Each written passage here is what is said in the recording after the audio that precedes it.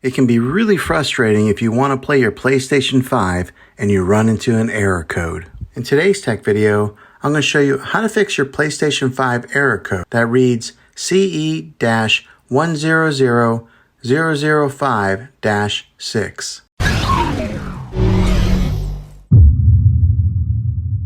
I'm going to show you a few different things to try to help you get your PlayStation 5 back up and running again. The first method is the easiest one to try, and that's to unplug the PlayStation from the wall outlet and wait 60 seconds. Now don't be impatient here, wait the whole 60 seconds, then plug it back in. If your PlayStation is working again, great. If not, let's go ahead and move on to the next method. Find your router or modem that is giving you Wi-Fi and unplug that for 60 seconds. Then plug it back in. You have to wait a few minutes for it to connect and get back online, but when it does, check your PlayStation then and see if it works. If it doesn't, let's go ahead and move on to this next method. We are going to do a reset of your PlayStation 5, which means that you'll have to log back in with all of your credentials afterwards, but it'll be an important troubleshooting method. Press and hold the power button on your console and wait until you hear 2 beeps, then release it. Next, connect your PlayStation 5 controller using the USB cable. Then press the PlayStation button that's in the middle of the controller. You will get a menu that'll pop up and you'll want to go to option number 6, which says Reset PS5. Hopefully, this fixed your problem. If this video was helpful, go ahead and click a thumbs up on it. Go ahead and subscribe to my channel. I make tech videos all the time, and I would love to have you back in the next one. Take care.